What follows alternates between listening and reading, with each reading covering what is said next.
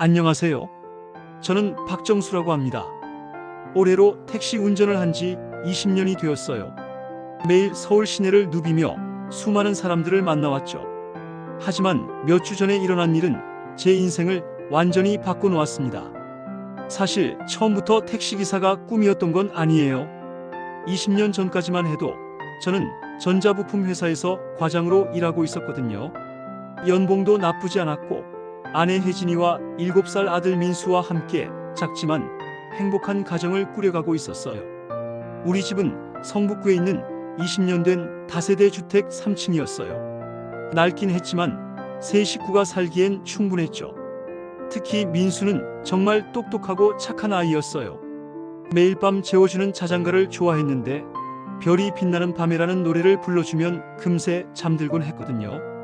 그런데 20년 전 그날 밤 모든 게 바뀌었어요. 부산 출장을 마치고 늦은 밤에 집에 돌아왔는데 우리 동네가 온통 불바다가 되어 있었어요. 1층에 있던 전자제품 수리점에서 노후한 배선 때문에 화재가 발생한 거였어요.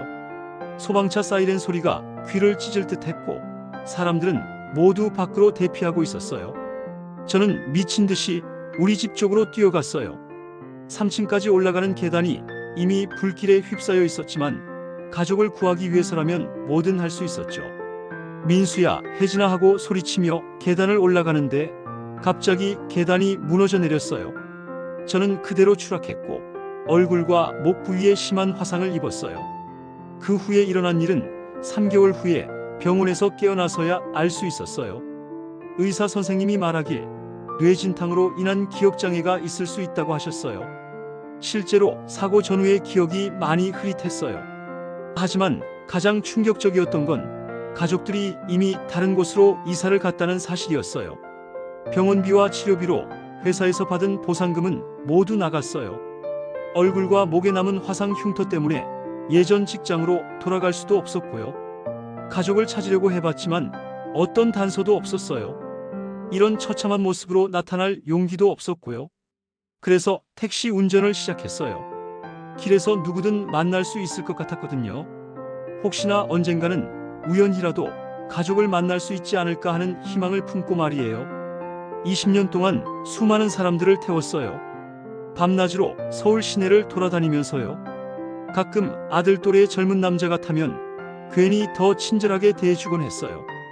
혹시 우리 민수와 비슷한 면이 있나 살펴보면서요. 몇 년 전부터는 신문이나 인터넷에서 김민수라는 이름이 나오면 유심히 봤어요. 우리 아들과 같은 이름이니까요. 그러다가 IT 회사를 성공적으로 운영하는 젊은 사업가 김민수라는 사람에 대한 기사를 보게 됐어요. 나이도 우리 아들과 비슷했고 사진을 보니 어딘가 닮은 것 같기도 했어요. 하지만 그냥 동명이인이겠거니 생각했죠. 설마 우리 민수가 그렇게 성공했을 리는 없다고 생각했거든요. 그런데 며칠 전 일어난 일은 정말 기적 같았어요. 그날도 평범한 저녁이었어요.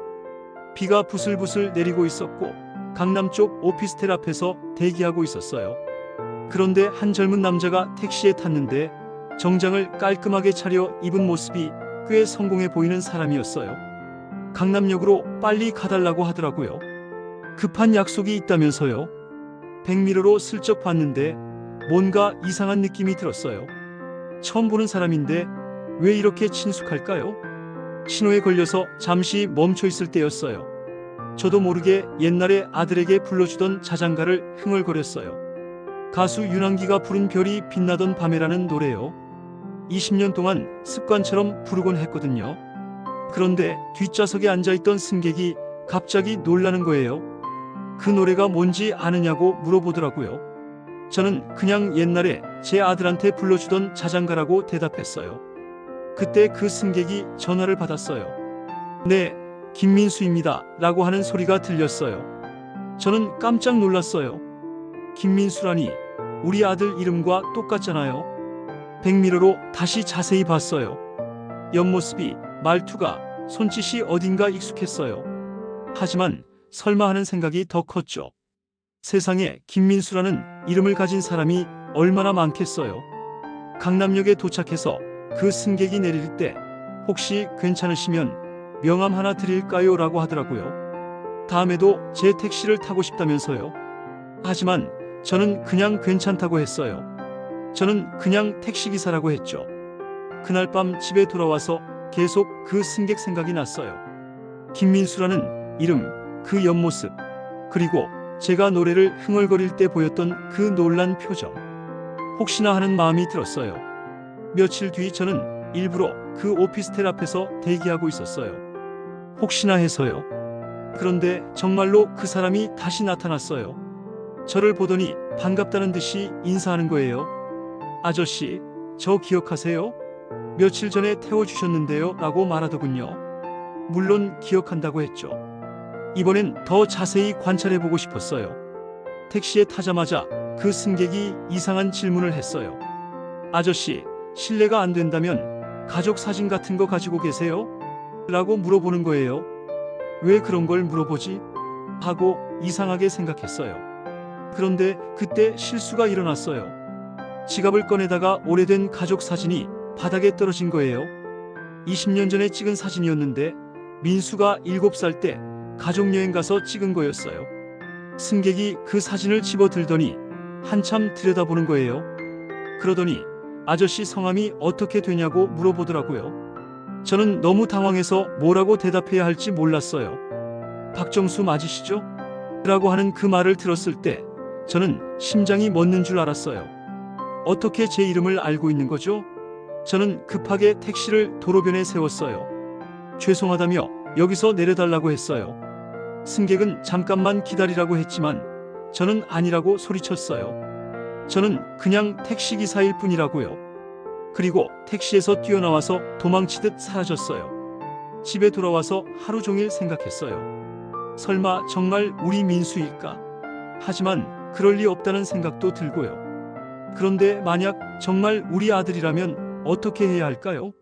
이런 초라한 모습으로 아버지라고 나설 수 있을까요? 그날 밤 일기장에 이런 글을 썼어요. 민수야, 아빠가 너무 초라해졌구나. 성공한 내 모습을 신문에서 봤어. IT 회사 대표라고 하더라. 내가 정말 자랑스럽지만 이런 아빠를 부끄러워하지 않을까? 라고 적었습니다. 며칠 동안 고민하고 또 고민했어요. 혹시나 해서 그 IT 회사에 대해 인터넷으로 찾아봤어요. 정말로 김민수라는 대표의 프로필 사진도 있었는데 자세히 보니 정말 우리 민수와 너무 닮았어요.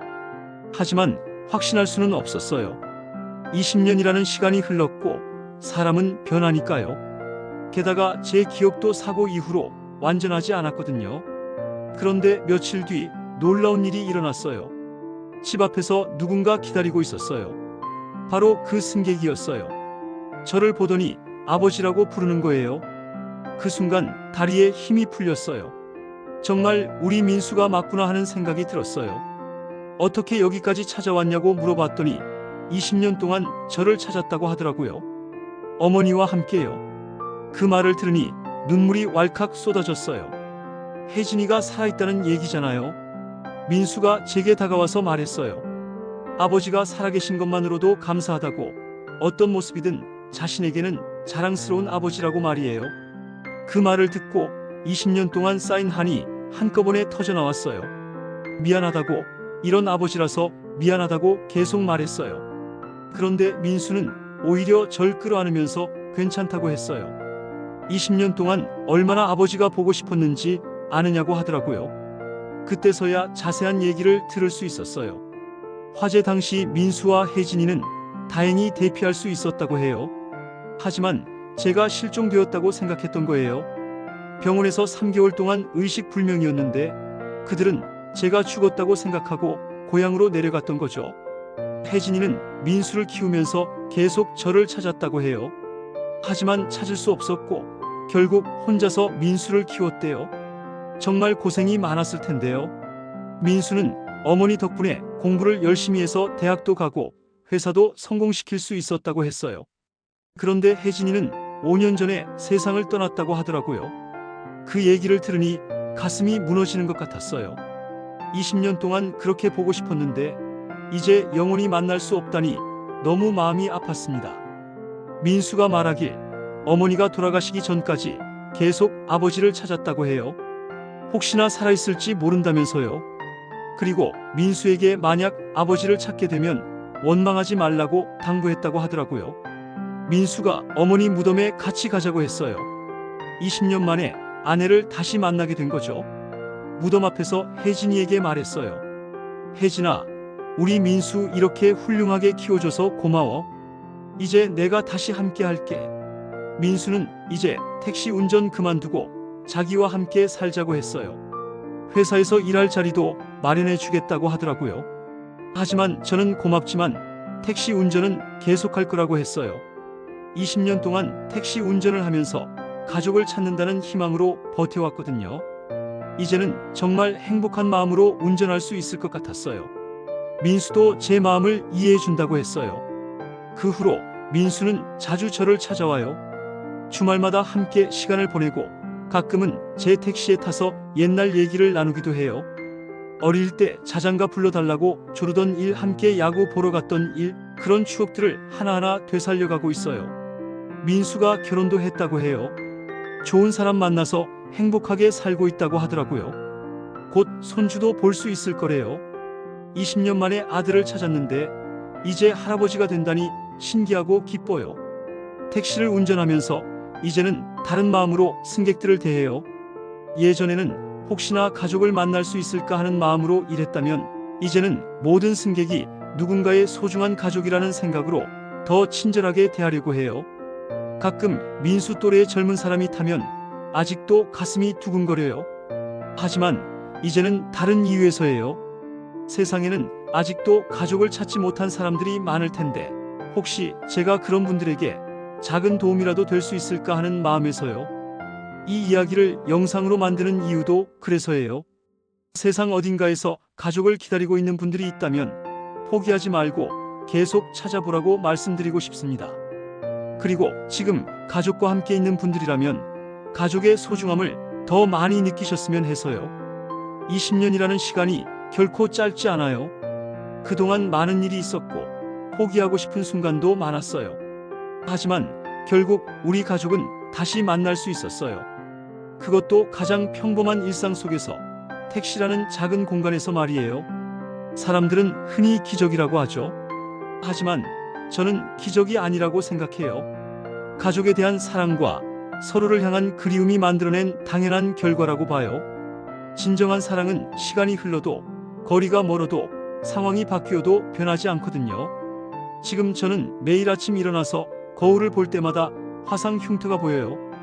20년 전에 그 아픈 기억을 담고 있는 흉터죠.